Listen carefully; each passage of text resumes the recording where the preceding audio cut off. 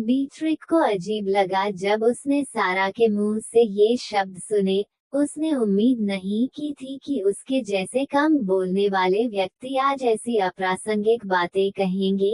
बड़ी बहनों को दिलचस्प लगा जब उन्होंने स्टिका द्वारा बताए गए आंकड़ों को सुना।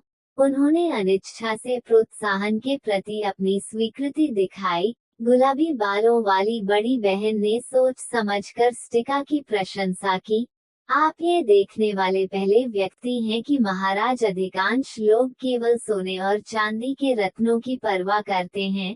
हमारे पास भी सटीक संख्या नहीं है, लेकिन हम जानते हैं कि हमारा प्रभाव बहुत बड़ा है। अपनी बड़ी बहन की बातें सुनकर बीट्रिक ने चिंतित होकर सोचा कि नक्शे पर उसने जो सोलेम देखा था वो बहुत छोटा था, लेकिन ये पूरे महाद्वीप के भोजन का 30% तक प्रदान कर सकता था। जब वो यानान की डचेस थी, तब भी उसने इस भूमि के बारे में नहीं सुना था, इसलिए वह नहीं जानती थी कि यह भूमि कैसी है। लेकिन स्टिका अलग था। वह सोलम को बहुत अच्छी तरह से समझता था, इसलिए उसने सभी के सामने इस भूमि के बारे में बात की।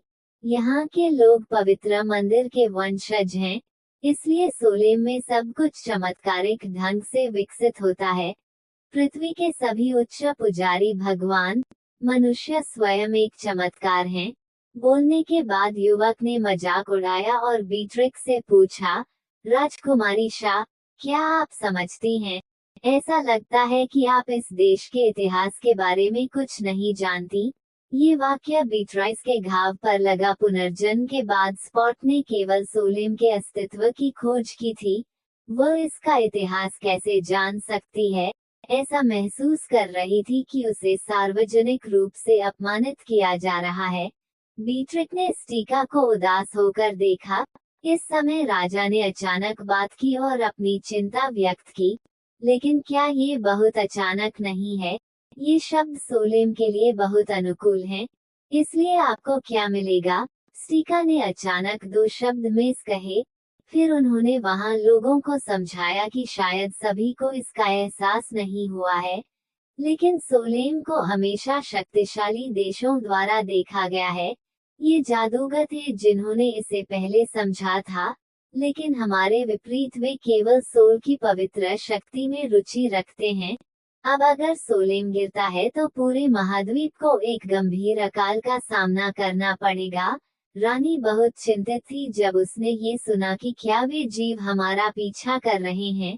हालांकि उसने सारा की उचित बात सुनी थी। स्पष्टीकरण राजा सोलम को अभी भी कुछ संदेह था और उन्होंने कहा कि लेकिन ये शर्तें बहुत एकतरफा हैं। सिरा ने बेरुखी से जवाब दिया, क्या इससे आप दुखी होते हैं? अगर आप चाहते हैं कि आपका फायदा उठाया जाए तो मुझे बताएं। राजा सोलम ने तुरंत जवाब दिया, बिल्कुल नहीं, ये सिर्फ सहयोगियों के बीच एक संधि की तरह है, न कि एक जागीरदार राज्य। अचानक मिलिन ने ठीक वही कहा। उसने खुशी से कहा कि यूरानन ने ये संधि की क्योंकि वह सोलेम को एक मित्र और सहयोगी के रूप में देखता है। बस इस संधि पर हस्ताक्षर करें और आपके देश को अगले 20 वर्षों के लिए यूरानन का समर्थन प्राप्त होगा। हमारे पहले आयातक देश के रूप में कुछ और आवश्यक शर्तें होंगी, लेकिन उन्हें केवल एक पूरक के रूप में माने। मैक्सिमिलियन का मतलब था कि ये शर्तें सोलम को बहुत अधिक प्रभावित नहीं करेगी। उनके उचित शब्दों ने राजा और रानी दोनों को प्रभावित किया। ये देखकर कि दोनों ने अभी तक कोई निर्णय नहीं लिया था, सिरा ने बोलने का फैसला किया। सभी देश हालांकि छोटे थे लेकिन बहुत अमीर थे। यूरानन उनके आशीर्वाद के लिए सुरक्षा प्रदान करके किसी और से पहले सोलेम को खरीदना चाहता था,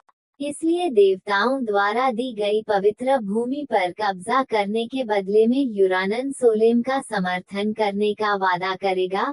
बीट्रिक जानती थी कि ये चीजें मिलान के विचार के कारण थी। उसने उम्मीद नहीं की थी कि पुरानी फॉक्स 5 साल बाद बिल्कुल नहीं बदलेगी। वह नहीं चाहती थी कि यह गुजर जाए, इसलिए उसने तुरंत बात की, आप थोड़ा जल्दबाजी में लग रहे हैं। मुझे लगता है कि जादूगरों ने आपकी सोच से पहले कार्रवाई की है।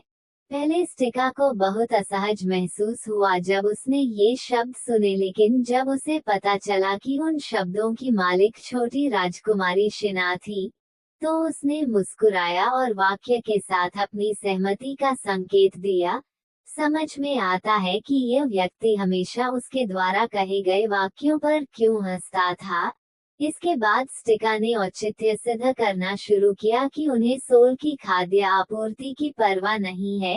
वे देवताओं की दिव्य शक्ति को हराने के लिए प्रयोग करना चाहते हैं और अकाल के माध्यम से इस दुनिया में अराजकता लाना चाहते हैं। बीट्रिक को इन शब्दों पर बहुत अधिक विश्वास नहीं हुआ। आपको लगता है कि हम आप पर विश्वास करेंगे? हम उस व्यक्ति पर कैसे विश्वास कर सकते हैं जिसने मेरे देश पर आक्रमण किया है और कैट्स की अपनी समझ के आधार पर हम पर तलवार तान दी है। बीट्रिक ने कुशलता से उससे इस समय शर्तों के बारे में प्रश्न किया। यदि हमें जल्दबाजी में किए गए इस समझौते के कारण दुर्भाग्य का सामना करना पड़ा तो आप क्या करेंगे? स्टिका ने अपने सब कुछ जानने वाले रूप के साथ जवाब दिया, लेकिन वह पहले से ही जानती थी कि मैं झूठ नहीं बोल रहा हूँ। बीट्रिक को ये सुनकर अपने कानों पर विश्वास नहीं हुआ। वह बेहद भ्रमित थी कि स्टिका को कैसे पता था कि वह उस पर विश्वास करेगी, खासकर जब वे आज ही मिले थे। वह इस आदमी को अच्छी तरह से जानती थी। उसे यकीन था कि वह अभी भी कुछ चाहता था, लेकिन यह नहीं जानता था कि इस समय सभी को कैसे समझाया जाए। राजा ने अचानक कहा, मुझे आप पर विश्वास है। अगर हम इस समझौते पर हस्ताक्षर नहीं करते हैं तो हम और भी अधिक खो देंगे। हम हस्ताक्षर करेंगे। रानी भी अपने पति के निर्णय से सहमत थी। राजा सोल के अगले शब्द एक कील की तरह दृढ़ थे। केवल एक मूर्ख ही इस पर हस्ताक्षर नहीं करेगा। यह एक बहुत ही आदर्श पीसीटी है। ऐसा लगता है कि मैं आपका फायदा उठा रहा हूँ। ये सुनकर स्टिका अनजाने में इसके बारे में सोचकर मुस्कुराया। आप सही हैं। ये पैक सोलेम के लिए बहुत अच्छा है। सियाटिका द्वारा गंभीरता से अपना निर्णय बताने के तुरंत बाद, मैं एक पूरक खंड जोड़ूंगा। बीट्रिक तुरंत तनाव में आ गई। वह जानती थी कि सियाटिका वास्तव में यही चाहती थी। इससे पहले कि स्टिका एक सम्राट के रूप में बोले, मुझे कोई चाहिए आत्मा और रक्त के साथ उर्फिन और शाही परिवार का सदस्य बनने के लिए। स्टिका ने इतने गंभीर व्यवहार के साथ बात की कि किसी ने नहीं सोचा कि यह एक मजाक था। मेरे पास यहाँ 4 विकल्प हैं। ऐसा लगता है कि जिस क्षण ये शब्द बोले गए थे, उपस्थित लोग हैरान और मुंह खोले हुए थे, जिसमें बीट्रिक और मैक्सिमिलियन भी शामिल थे, 2 लोग जो केटिका को अच्छी तरह से जानते थे। बीट्रिक ने केटिका को देखा और खुद से सोचा कि यह पागल सम्राट क्या कह रहा है। अचानक राजा पिता अचानक खड़े हो गए। उनकी अभिव्यक्ति गंभीर हो गई क्योंकि वह सर के पहले के शब्दों की पुष्टि करना चाहते थे। महामहिम, क्या आपका मतलब मेरी बेटियों में से एक को अपनी शाही पत्नी बनाना है? सिरा ने किनारे से उत्तर दिया, ये सही है कि ये सभी शर्तें भी हैं जो युगान आपके लिए निर्धारित करता है। राजा पिता के भावहीन चेहरे को देखकर बीट्रिक ने सोचा कि वह आगे क्रोधित होगा, क्योंकि स्टिका स्वयं वह था जो बिना किसी पूर्व सूचना के यहाँ पहुँचा था, युद्ध की धमकी दी और यहाँ तक कि सोलम से एक बेटी को ले जाना चाहता था। अप्रत्याशित रूप से चीजें वैसी नहीं थी जैसा ने सोचा था। राजा और रानी बेहद खुश थे। उत्साहित होकर उन्होंने चर्चा शुरू कर दी कि हुरिन और सम्राट की शाही पत्नी कौन होगी। एक बड़ी बहन ने कहा कि उसने साक से विवाह का प्रस्ताव स्वीकार कर लिया है। अगर वो उसे छोड़ देती है तो जनता अंतहीन गपशप करेगी। हर कोई सम्राट की सुंदरता से बेहद प्रभावित था। उन्होंने बीट्राइस की अलग अभिव्यक्ति पर ध्यान दिए बिना चर्चा जारी रखी। इस समय बीट को इस हद तक संदेह हुआ कि उसने सोचा कि वह अकेली है जो स्थिति को नहीं समझती है। आमतौर पर ठंडी स्टिका को आज खुशी से मुस्कुराते हुए देखकर उसके रोंगटे खड़े हो गए।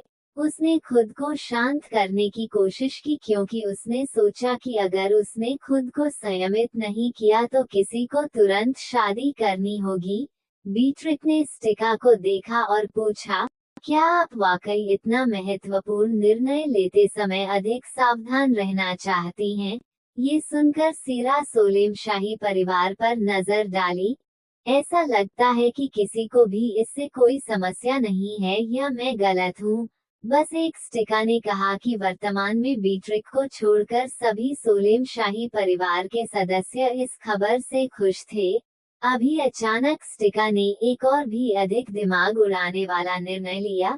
इसके बारे में सोचने के बाद मुझे एहसास हुआ कि मैं एक बेटी चुनूंगा जिसके साथ मैं अपना बाकी जीवन बिताऊंगा। क्या मैं 1 महीने के अवलोकन के बाद कोई निर्णय ले सकता हूँ? फिर सभी की प्रतिक्रिया का इंतजार किए बिना स्टिका ने सभी को घोषणा की कि मैं अगले महीने सोलेम में रहने की योजना बना रहा हूँ। मैं आप सभी को अच्छी तरह से जानना